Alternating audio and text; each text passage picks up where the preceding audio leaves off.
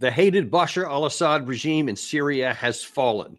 Peace is now breaking out throughout the Middle East, and validation and victorious views for all of the efforts the United States has been doing to try to overthrow that dictatorial regime.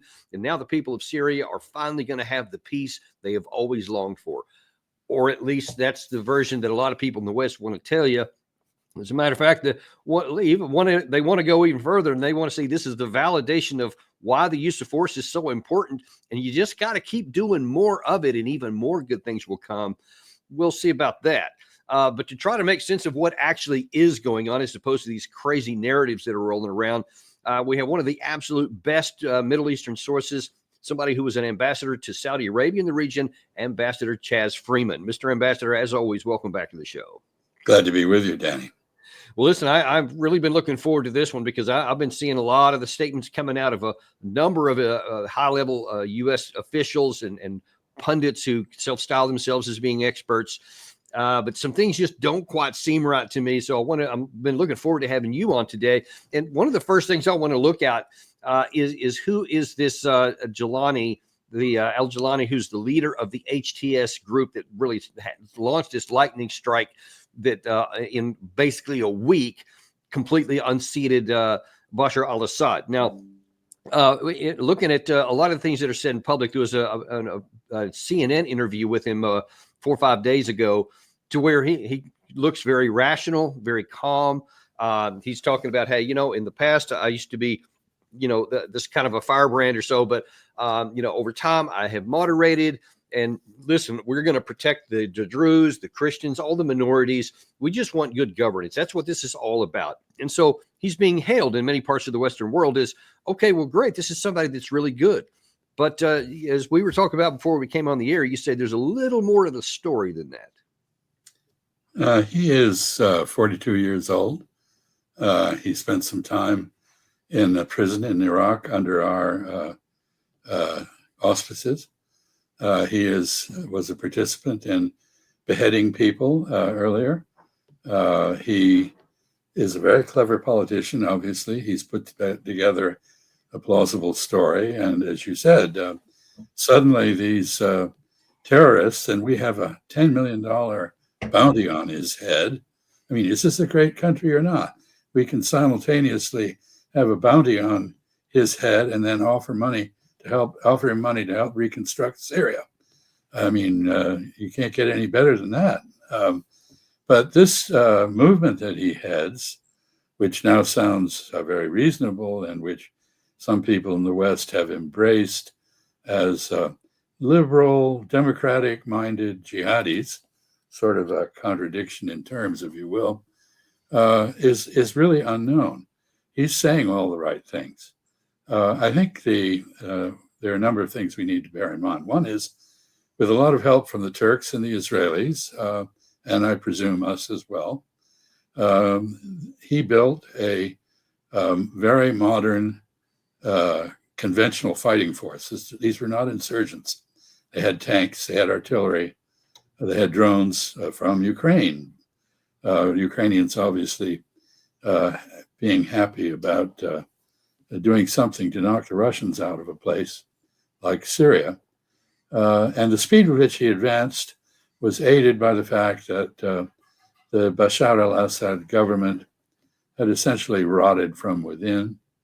It's significant that the surrender of that government, the announcement of the departure of the Assads, first for the UAE and then for political asylum in Russia, was announced by the head of the Syrian National Army. As he left Syria, Bashar al-Assad commanded the peaceful transfer of power to the incoming group. All very well and good. But the Archbishop for the region has just said this is probably the end of Christianity in Syria. I don't think he trusts the kind words that Abu Muhammad al-Jolani, or his real name is Ahmed bin Hussein Shara, has been giving.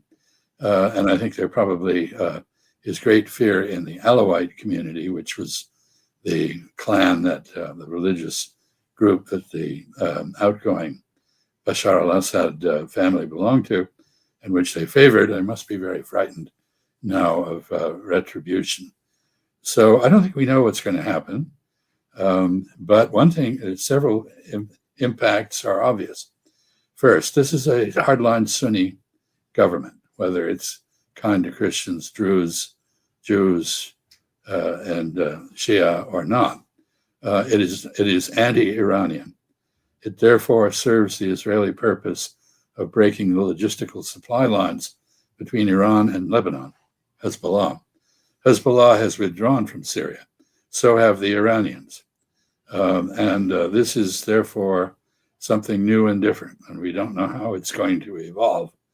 The initial performance has been impressive. Not only was the advance on Damascus and its capture largely bloodless, but the planning that went into this is extensive, and you can see it in the protection of government buildings and other sites in Damascus, unlike, I should say, the shambles that we created in our advance on Baghdad. There has been some looting, but it has been minimal. So the big winners from this are Israel, which has successfully broken the supply lines for Hezbollah, and of course earlier had driven Hamas literally underground, not broken it, but greatly reduced its capacity to cause Israeli difficulties. Israel is able now to complete its genocide and ethnic cleansing in Gaza without an attack from Hezbollah, because Hezbollah has signed on to a phony ceasefire, which the Israelis continue to break, over 120 violations, I believe, as of yesterday. Basically, this is just a time Hezbollah agreed to it in order to reconstitute itself. Israel was getting chewed up pretty badly on the ground in southern Lebanon, and it wanted a ceasefire for that reason. But it has reserved the right to violate the ceasefire, which makes it not a ceasefire at all. Turkey is a huge winner from this. It will now have freedom to go after the Kurds, whom we support in northeastern and eastern Syria. I suspect that the new government will go after our presence, which is illegal. We have some 900 troops on the ground in Syria. And Gary, if you can toss that map up on the screen right now, I want to put this up there because it's related to I think you see that we are down in the just about where the chart with the colors intersects with the map on the border, Jordan, Syria, Iraq border. But the yellow in that is the Kurds. Israel has had several long-term objectives. The major one has been to fragment Syria so that it is no longer a unified state, and Israel can practice divide and rule in what was Syria. It has also had the objective, as I mentioned, of breaking the supply lines for Hezbollah. This doesn't really affect Hamas because those supply lines didn't go through Syria. The Houthis remain active against Israel. The Turkish objectives are several. First, they have never really reconciled themselves to the 1923 treaty by which they ceded what is now northern Syria to the new state of Syria. And they may well want to annex territory in Syria. The Israelis. I'm sorry, Gary, can you throw that map back up there? I wanted to ask a question. So in this map that we see here, the green, the kind of the light green. Light green. Sorry, yeah. In the top, there's two little bands of it there. That's where they currently are. How much further might they want to go? I don't know. Originally, Aleppo was part of Turkey, but I think they probably won't do that. But they want to push the Kurds at least back from the border. They now have an Islamist government, congenial Islamist government, apparently about to take power in Syria. They want to get rid of the 3.5 million refugees they have on their soil from Syria. They've been very patient, but their patience has been running out. And if they can, they'll finish off the Kurds and subdue them because they are aligned with the terrorist PKK insurgents inside Turkey. Now that's going to put them. That's going to put them into conflict with alleged United States objectives, some of which we're going to hear shortly. Yes. But we're supposed to be supporting all the Syrian democratic forces, not the terrorists that the Turkey is talking about here. And in that map, you can see there's a pretty substantial swath of territory right now where the Kurds are. That whole yellow section up there. Exactly. Is it conceivable that Turkey would want to literally take them all out, or are they just going to tell them to move further south? How do you see that possibly playing out? Well, I suspect they'll emulate the Israelis with some form of ethnic cleansing along the border, at least, maybe genocide. That now seems to be acceptable internationally. Nobody does anything about it in the case of Israel. I want to just note on the U.S. angle to this, that from the very beginning of the Syrian state after World War II, the United States has attempted on multiple occasions to do regime change in Syria. The first attempt was actually in 1947, really at the very outset of the creation of the CIA. There have been multiple attempts ever since the Assad family took power. That was basically the beginning of the 1970s. There were attempts in the 60s. And of course, Hillary Clinton and company tried it again in this century. We always failed. Now we've succeeded. And here we come to the adage that you should be very careful what you wish for because you may get it. I know that all of the secular governments in the Arab world and adjacent areas, all of the pro-American governments have been overthrown or alienated. Libya, which was a secular state where men and women had equality and the state did not impose a religion on the populace, is now divided between various Islamist factions. Syria has just gone Islamist. Afghanistan is under the Taliban. The Gulf Arabs have been alienated and threatened by our policies. Iran in 1979-80 had an Islamist revolution. So what is happening in a broad sense is the repudiation of the Western idea of secularism, with only Egypt under a military dictatorship still practicing it. If this is an achievement, well, I'm not sure it was worth it. Anyway.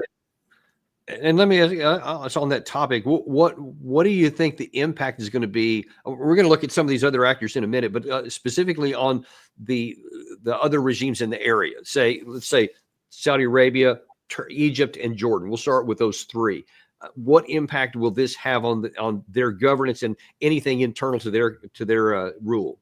Well, interestingly enough, secularism, as practiced by the Ba'ath Party in Syria or before it in Iraq, before our invasion and regime change operation, it had no attraction whatsoever in places like Saudi Arabia, and it was essentially irrelevant in places like Jordan and Egypt. That is, Egypt tried on several occasions to achieve unity with Syria in the United Arab Republic. This failed in part because of differences over religion. Ironically, as I said, Egypt is now under a secular military dictatorship. The problem now is that the Salafist regime in Syria, if it practices democracy, which it has claimed it will, that is to say, Abu Muhammad al-Jolani has stressed that he is turning over the government to an elected government in Syria. If the Muslim Brotherhood tendencies that failed in Egypt and were overthrown with a military coup with our support now establish themselves in Syria, then that does have ideological attraction to the undemocratic regimes in the Persian Gulf. So a lot depends on what happens. What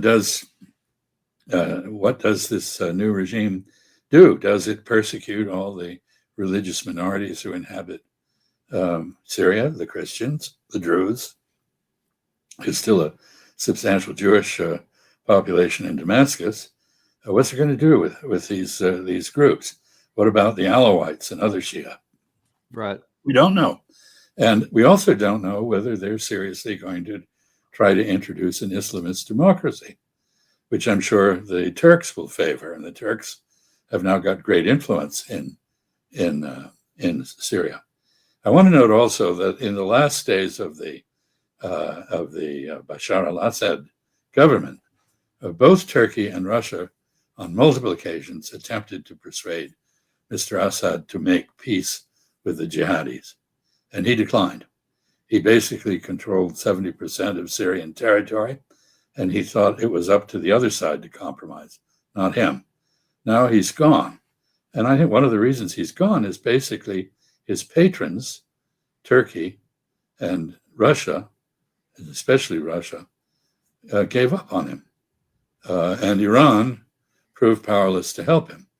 One of the major effects of this really seismic change in the region is that it leaves Iran naked in front of Israeli striking power. And Iran has now lost its frontline deterrent capabilities that had been supplanted by Hezbollah and Hamas.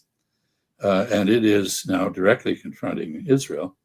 And we know that in the days prior to this stunning development, more and more Iranians were openly advocating that Iran actually build the nuclear weapon that it has not tried to build. And I suspect those pressures are now intense because Iran needs a deterrent against Israel and the United States. And I suspect we will see it take the path of North Korea and develop its own nuclear deterrent. And that deterrent will probably be capable of striking the United States as well as Israel. So I'm not sure that this is the joyous moment that so many people depict it as. And I find it really ironic that our outgoing president, Mr. Biden, would celebrate the end of the secular regime in Syria without asking the question, what is going to follow it? I learned a long time ago when I was a kid in law school and I was disgusted with the Diem regime in South Vietnam, and Mr. Diem was assassinated by us. I thought, hooray, now there will be better days. And there was an old hard-bitten Cuban guy who was retraining himself as a lawyer at the Harvard Law School at the time. He'd been ransomed out of Cuba for a tractor. And he said to me, why are you happy? Do you know what's going to come next? Why do you assume the next guy is going to be more effective than the one you just got rid of? And I would say in the case of Syria, we don't have any idea what is going to happen. And I would add a final point, and that is we're not even talking to the various parties that might know. Iran, Turkey. Turkey may be a member of NATO, but we are deeply estranged. We don't talk to the Russians. Antony Blinken, in his 4 years in office, has not once visited Moscow. Sergei Lavrov last came to Washington 5 years ago. There is no diplomacy. We exchange combative talking points with the Chinese. We don't listen to each other. We don't have a dialogue. We have a show. And so the outgoing Biden administration is bequeathing to its successor an incredible number of very fluid, potentially disastrous situations, two of them already possible points of origin for a nuclear exchange, Ukraine, the Taiwan Strait, and Iran, I think now much more likely to go nuclear than it ever was before, for the reasons I mentioned. And we have an incoming administration that also inherits a constitutional crisis, the collapse of due process, the erosion of the rule of law, the removal of many of the protections in the Bill of Rights in practice, a divided government which is polarized in the Congress, a politicized Supreme Court, and a president who doesn't seem to have any regard for rules, except those he makes up on the spur of the moment. So this is going to be a very interesting period, Danny. Well, and one of the pressures I think that are going to be put on the new administration, I think certainly one Benjamin Netanyahu is going to be eager to try and test some bounds. Here's how he replied or reacted after Assad fell. This is a historic day in the history of the Middle East. The Assad regime is a central link to Iran's axis of evil. This regime has fallen. This is a direct result of the blows we inflicted on Iran and Hezbollah, the major supporters of the Assad regime. This created a chain reaction throughout the Middle East of all those who wanted to be freed from this regime of oppression and tyranny. So you see, there's a couple of subtle things he's doing there. Is number one, he's saying this is all our fault. This is all we get the credit for all the stuff that we have done for you. Well, it's good for you. It's for the whole region. So maybe we should do a little more.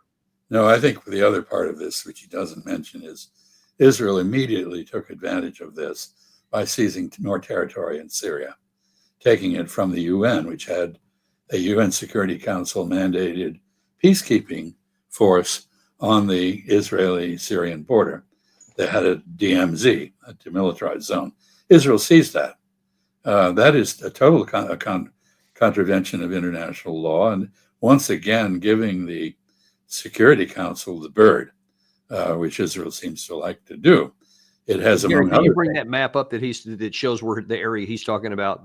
Yeah, that's the one right there. You see that well, thatched area? That's what that's you recently. see the barred area there. That is the neutral area that was patrolled by the UN, which is now occupied by Israel. Another part of Syria. Of course, nobody internationally but the United States recognizes Israelis' annexation of the Golan Heights, which is a sort of grayish blue thing between Syria and Israel. We recognize it. No one else does. That was something that President Trump did in his first term in office. So, how far do you think Israel will go? How much territory might they gobble up? Well, here's the interesting thing. The Syrian Organization for the Liberation of Syria, which is what Hayat Tahrir al-Sham means, is very similar to the religious Zionist movement in Israel that now controls Israel. It's religiously fanatic. It believes that it is entitled to take all of what is now Israel back from the Jewish state. It is, in fact, the head of Mr. al-Jolani, the head of the victorious group, although he apparently promised Israel that in return for its help organizing the campaign, which Mr. Netanyahu was sufficiently graceful not to take direct credit for, he would recognize the state of Israel. But at the same time, he has told his own followers that having taken Damascus, the next step is to take Jerusalem. So this is full of contradictions. And as I said at the beginning, the United States has really done a remarkable thing. On the one hand, we have a State Department reward of $10 million for taking the head of Mr. al-Jolani. On the other hand, we have the CIA and now the White House offering to help Mr. al-Jolani. You can't get more contradictory than that. And speaking of the United States, there are those who want to take immediate advantage of this. And we had General Jack Keane, doing his best to provide expert commentary on what Trump should do when he comes in. Iran. We have the opportunity now to neutralize this regime once and for all. Why? Just look at what happened. Hamas and Hezbollah are decimated. Their number one strategic client in the region, which was enabling them to dominate and control the region, is Syria. They just lost it. They are completely defenseless at home. They have a weak conventional military, and they have no air defense system to protect their strategic assets. What President Trump can do coming into power is issue an ultimatum along with the Prime Minister of Israel and the Arab nations to the Iranian leader and tell them, number one, you are going to dismantle your nuclear enterprise. You are going to stop providing assistance to your proxies. The alternative, maximum toughest sanctions that will bankrupt your country. Number two, surgical kinetic strikes to cripple your nuclear enterprise and to destroy the remaining rockets and missiles. Can we do it diplomatically, or do we have to do it kinetically? How's that? Well, You said you wanted to have more diplomacy. So Jack Keene's Yeah. saying, how about this for diplomacy? Well, several comments. First, the assumption that Arab nations would be with us in that is extremely mistaken. In fact, for precisely the reasons I mentioned earlier, namely their distaste for the kind of Salafi Islam that has now taken hold in Syria and the threat that this ideology potentially poses to them, they are moving closer to Iran, not away from it. And they now see Iran as an essential balancer of Israel, which has achieved a kind of supremacy in the Levant. Now, nobody in the Gulf has any affection for Hezbollah or Hamas. They objected to Hamas because it was a democratic movement brought to power by elections, which they don't have in their countries, and they object to that form of government. They were against Hezbollah because it was both Shia, not Sunni, and opposed to their influence in Lebanon. They disliked Syria, but let's note that they, after many efforts on their part to engineer regime change, overthrow the Assad government in Damascus, they had made their peace with Assad, reestablished diplomatic relations, were engaged in a dialogue with the Syrians. So I think he's completely out to lunch on that. And I'll just finally note that he just made the best case you could possibly make for the Iranians to build a nuclear weapon. And, the idea that somehow we can run around the world bombing and strafing and occupying countries, invading them at will, and there are no consequences for us or for our friends, is just wrong. And, we're $8 trillion in the hole as a result of pouring a lot of money into the desert sands of Iraq and the wastelands of Afghanistan. Now let's go after Iran. That makes real sense. It's not like we don't have any problems at home to fix. I suggest we do. And I think Mr. Trump was elected not to start a new war, contrary to General Keane, but he was elected in response to grave dissatisfaction by the American people with the existing situation in our country. And if he can't fix that, he's not going to last very long as a legitimate leader of our nation. Yeah, and to your point there, just in the news a couple of days ago, one of the IAEA officers said that, look, Iran has been ramping up its production of near weapons grade. In fact, they've been dramatically increasing the stockpile of weapons grade or near weapons grade uranium at 60%. Apparently, it's just a short jump to 90%, which is necessary. Right. And so the question has to be, now, well, here's the point. I think a lot of Jack Keane will probably be the first one to bring that up and say, oh, my God, see, this is why we have to go after them now.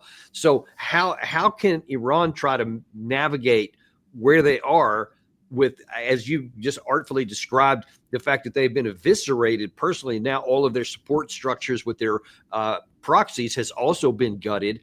To rely on the United States to not do anything or to go down this path. And to me, it seems like the chances are getting higher, if not close to probable, that is where they're going. I don't know what other choices they have. I note as well that while Russia has been driven from Syria, we don't know whether the Russians will be able to retain their naval base at Tartus, which they're negotiating with the new authorities to retain. It may be that they will be out because the Russians have been fighting this very movement and very much allied with the former government in Damascus, and they may not be able to hold on to any foothold in the country, although they've been close to Syria now for many decades. So we don't know, but the Russians are closer and closer to Iran, and they share something in common, which is a common enmity of the United States. and the war in Ukraine and the pressure the United States has put on Iran, which is very strong. It's not that we haven't had maximum pressure on Iran. We have. This has brokered a relationship between Russia and Iran that is now ever stronger. And if air defenses were, in fact, severely damaged, as the Israelis claim, I think Russia's in a position to replace those, notwithstanding the combat in Ukraine, which continues to go in the direction of the Russians. So, there are now, I see, Mr. Trump flew to Paris for the reopening of Notre Dame Cathedral, and he'd met Mr. Zelensky and apparently strongly pressed him for a ceasefire. I don't think the Russians want a ceasefire. They're winning. I don't think they want a DMZ in Ukraine. They don't want an armistice. They want a peace. That means Ukraine and Russia are going to have to negotiate a border. That means Ukraine and Russia and other European countries and the Organization for Cooperation and Security in Europe, the OSCE, Security and Cooperation in Europe, this organization and others are going to have to negotiate the status of oppressed minorities in Ukraine, Russian speakers, Hungarian speakers, Romanian speakers, others who have been deprived of their rights to use their own language to educate their kids or communicate with local governments. And finally, most important, there needs to be some structure that can reestablish and sustain peace in Europe. And that can't begin with a DMZ dividing Europe. We saw what happened in Korea. We signed an armistice, we built a DMZ, and the war never ended. It's still there. And the danger of combat is palpable. And anyone who has been to the DMZ and looked over that expanse into North Korea has a strong sense of how tense things are, how dangerous they are, how fragile the absence of war is. We can't afford to have that in Europe. So now we need to confront, we don't need a ceasefire. Of course, the Ukrainians need to stop dying in the numbers they are. That is true. But we're probably going to have a Korean-style negotiation where the fighting continues as the negotiation proceeds. And there won't be a ceasefire that starts it. And I think, this is urgent. This requirement is urgent. And doing something to readjust our relations with Europe, so we're not on the front line. Europeans are, as Mr. Trump has argued, paying their own way in their own defense, taking responsibility for it, backed by us. We have to rearrange all this. And it's time to do it. The Biden administration is, however, piling everything it can into perpetuating the war in Ukraine so that Mr. Trump will take the blame when it ends on terms that they can criticize. Yeah, unfavorable to the Kiev side, which is ridiculous to even think anything else is going to come out of it. But there also the outgoing administration is trying to do things to tie the hands of the incoming administration in the Middle East as well. Now, one of the things I have been arguing since at least 2019 in public, the things that I've written, gone on Fox News, et cetera, is that we need to get our troops out of Syria. They never should have been there at all. As you've said many times, it's completely illegal by any rules-based orders. It's certainly any legal basis. But Jake Sullivan went on TV this weekend actually and said, hey, it's a great deal, and we have done so many good things because of this. We have a presence both in Iraq and in Syria. That presence in Syria is there to work hand in hand with local partners to continue to suppress the threat that ISIS has posed going back many years now. And we've had significant progress in that fight just even in the last few months. Major players taken off the battlefield, large-scale degradation of those ISIS forces. But of course, an event like this happens, and ISIS immediately looks to take advantage. And we have seen reports of ISIS trying out in the Syrian Badia, the desert, to try to reconstitute to a certain extent. So we will continue to take action against that. And we will continue to make sure that force protection, the protection of our service members who are serving at a range of bases in eastern Syria, is the paramount concern from the president on down. The threat to those service members is not just from ISIS or from this violence. It is also from Iranian-backed Shia militia groups who themselves could try to take advantage of this. And so we are also doing what we believe we need to do to prepare for, deter, and protect against any potential attacks from that group of actors, which, of course, we have seen over the course of the past few years, and which we, under the Biden administration, have responded to at several points with direct strikes against those forces, both in Syria and in Iraq. That is, it's just beggars imagination to be able to actually make a case that those troops there do amazing things for the United States here. I'm not aware of anything except for strategic vulnerability. What say you? Well, I note, first of all, that President Trump in his first term made a valiant effort to remove those troops, and he was essentially blocked by the deep state. And I don't think he's going to allow himself to be blocked again. Second point, the opposition to that presence is from nationalists of one sort or another in Syria. They are reacting just the way Texans would react if there were a Chinese army occupying part of Texas. Third, we are present in Iraq, but the Iraqi parliament keeps voting to get us out, and we keep finding a way to hang on. We should not be where we are not welcome and where we are vulnerable. We should not be in violation of international law. We should be in support of it. And everything about that deployment in Syria is wrong, and it has to end. Yeah, but I guess they're going to try to make the case that, again, I guess if Trump comes in and does what he tried to do in 2019, that, he's going to be bashed upon this by, probably even Jack Keane's going to say, no, he should continue going down this route here. But the last thing I want to talk about in the time we have left is the Russia aspect of this in the Middle East here. Not just the naval base that you just mentioned a second ago and some air bases that they also have, but also in their relations with Iran. How do you see Russia being affected by all of this one way or the other? Well, it's clearly lost a great deal of prestige.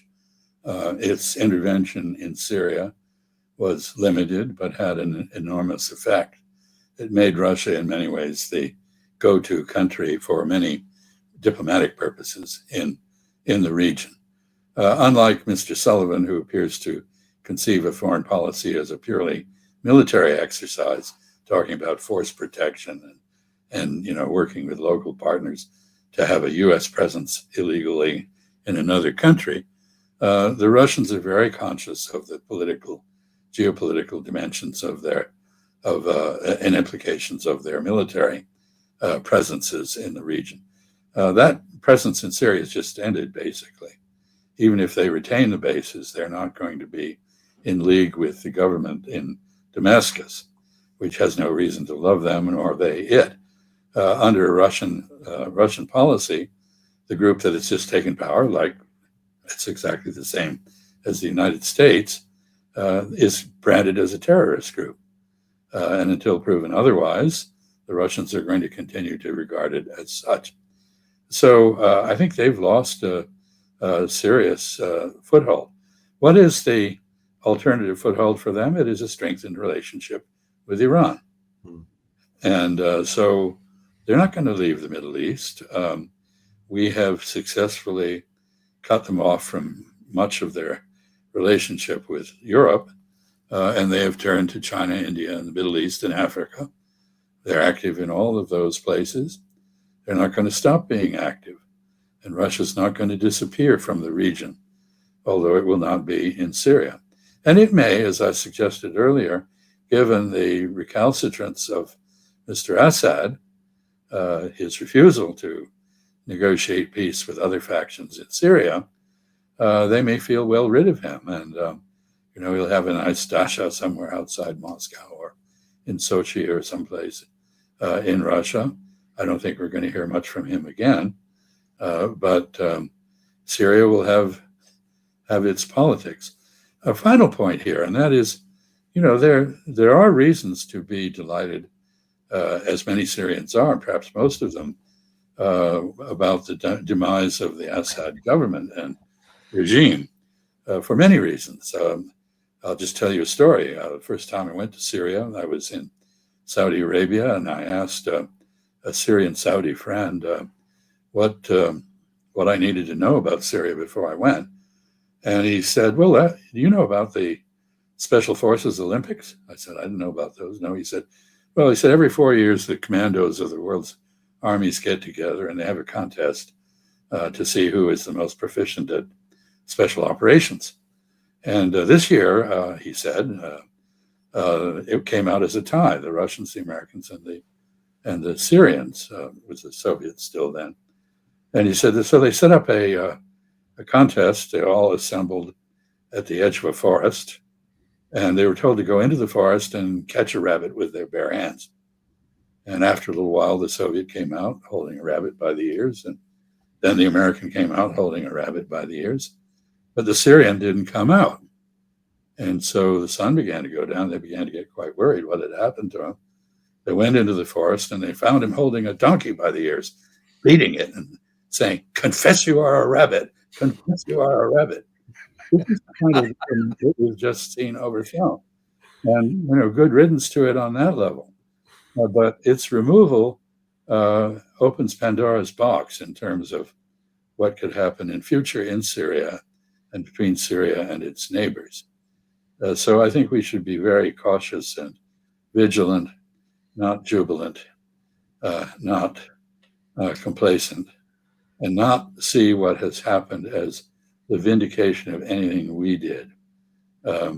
You could say, perhaps, Syrian forces, aided and abetted by the Turks and Israelis, and us and maybe the French, have seized control of their own destiny.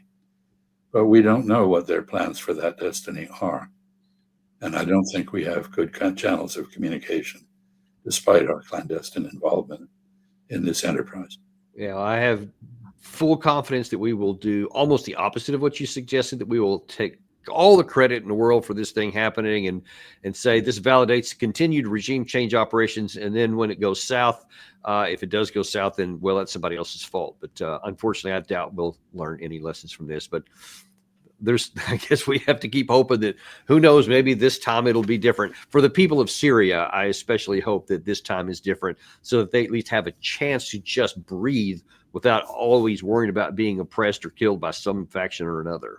Exactly. And the country rebuilt and the refugees repatriated. But the opposite could happen. We could have a major exodus of people again from Syria. Yeah, especially if these guys start acting on some of the things that they've done in the past about threatening these various groups. But we'll continue to monitor this. And thank you so much for coming on today to providing some clarity on something that's really complicated to a lot of people in the world right now. Thank you very much. You're most welcome. And thank you guys very much for coming and watching with us today. We always appreciate you. Be sure to remember that we are on our Apple Podcasts, Spotify, Podcast Addict. Just type in Daniel Davis Deep Dive and you will find us waiting there. Also, let you know that we have some more good shows during this week. I believe on Wednesday, we're going to have Doug McGregor. And we've always got some other special guests that we're going to pop in here and there. But anything that happens in the world, you can count on Daniel Davis Deep Dive to bring you right up to date on what's happening. Thank you very much. We'll see you on the next episode.